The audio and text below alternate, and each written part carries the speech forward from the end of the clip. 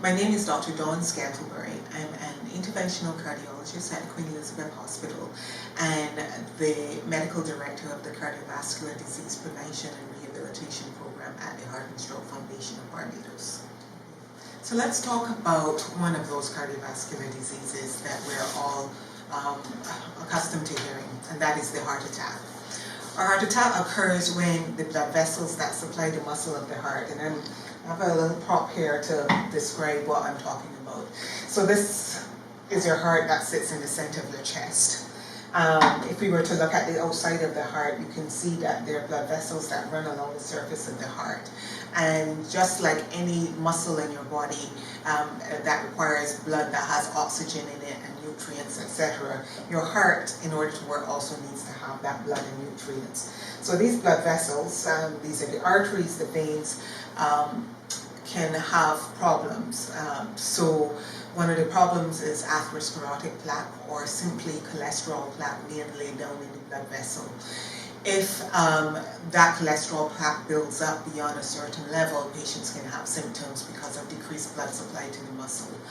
And in an acute setting, if that plaque were to rupture and you get clot forming inside the blood vessel, you can have a sudden cessation or sudden stop of blood supply to the heart muscle, which can cause it to become damaged and scarred. In certain instances, that damage can present quite severely, such as with sudden cardiac death. Patients can go on to develop heart failure or abnormal rhythms associated with the heart attack. Symptoms that patients can also present aside from sudden cardiac death include acute onset chest pain or shortness of breath, fainting, sweating. The chest pain and shortness of breath can occur with the sweating or without, nausea, vomiting. Patients can say that they just feel bad. There's this sense of impending doom, which means that they feel like they're going to die. All of these symptoms are part of the wide range of symptoms that patients with heart attacks can get. If you suspect yourself of having a heart attack, you're having sudden onset chest pain associated with shortness of breath and sweating or something like that, we recommend that you call 511 and seek medical attention immediately. That's on one end of the spectrum. That's when you develop the heart attack. Obviously, it's a lot better to prevent the heart attack from happening in the first place. So the question is, how do we prevent that cholesterol plaque from being laid down in the blood vessels? And I have 7 things to share with you. And I will pull them up here. So they're behind me so that you can think about it. Number 1 is to manage your blood pressure. 2 is control your cholesterol, reduce your blood sugar, get active, eat healthy, lose weight or maintain a healthy weight, and stop smoking. Let's talk a little bit about each of those things. So to manage your blood pressure, one of the most important things you need to be able to do is to control the amount of sodium in your diet. Your food shouldn't taste salty, and you need to be aware of how much salt you're cooking with and avoid putting extra salt on your food. Additionally, you need to exercise and eat a diet that is rich in fruits and vegetables.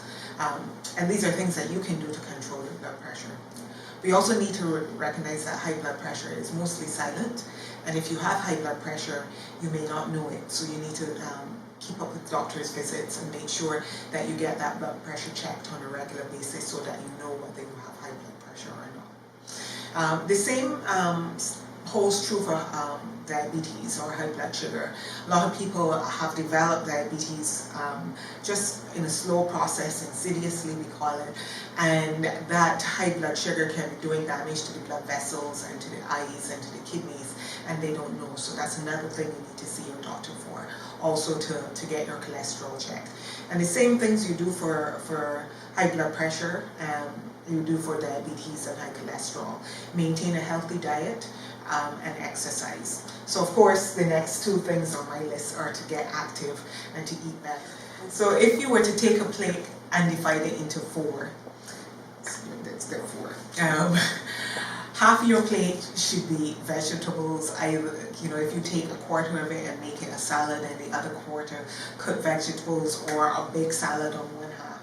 And then of the other half, another quarter should be healthy carbohydrates such as grains, or high fiber carbohydrates such as, or high fiber root vegetables such as your yam or sweet potato or something like that.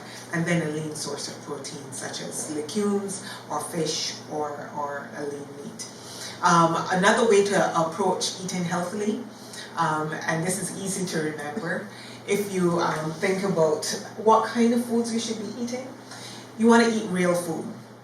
So not junk food, not cheesies, even though in some of these presentations I love cheesies, but when you look at the back of your package and you see 10 million ingredients, chances are that's a highly processed meal, and it's not necessarily the healthiest for you. So eat close to the earth. You know, cook. Get up in the morning and put together your fruits and your and your vegetables and your you know, your fish or whatever, but you know, eat real food as opposed to junk food.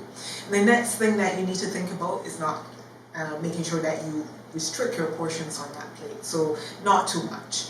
And then make sure that most of the things on your plate are plants. So eat real food, not too much, and mostly plants. That's, even if you forget about the rule of fours and all of that, that little thing is sufficient for you to think about eating better, or if you put at least one thing in place, you should be eating better. And then strategies to get more active. Number one, you need to set a goal, obviously. You know, if you wake up in the morning and just go through your regular day without thinking about it, you're just going to fit into unhealthy patterns of physical activity. So you set a goal. So my goal for this week is to get up at 5 o'clock and go walking, running at least 3 days this week to do that. Somebody else may say, well, I have this smartwatch, I'm going to try to get 5,000 steps in or 10,000 steps in. But then there are other things you can do in the course of your day, like park at the back of the parking lot and walk into the grocery, so that when you come out with the big heavy bags, that is your workout. Or decide to take the stairs at work as opposed to the elevator or escalator if you're going shopping. So there are simple things you can do to be active. Get up and walk around for a few minutes every hour if you sit in a desk all day long. So think about ways to get that heart rate up and just incorporate more physical activity. If you are overweight, and of course you need to have a scale and step on the scale periodically to know whether you're overweight or not. Try to get down to a healthy weight. And the last is the smoking. There's really nothing beneficial to smoking, so just stop. Speak with your doctor about ways in which you can, if you are truly addicted, if you can stop smoking. There are nicotine patches, there are other nicotine replacement therapies, and then other therapies that can help you with smoking if you're having difficulty with stopping. But the key is to make the decision to stop. So if you are young and you feel as though you are so far away from developing some of these cardiovascular conditions, I'll point out that this cardiovascular disease starts very young. And you don't want to wait until you get to middle age and old age to start your prevention program, because by then it may be too late.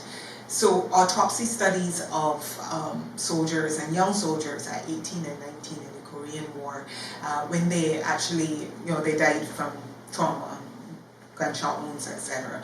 But when they did autopsies and looked at their blood vessels supplying their heart, they realized that they had early atherosclerotic plaques inside their blood vessels. So early cholesterol plaques had already started, and these were teenage boys and teenage men, I should say.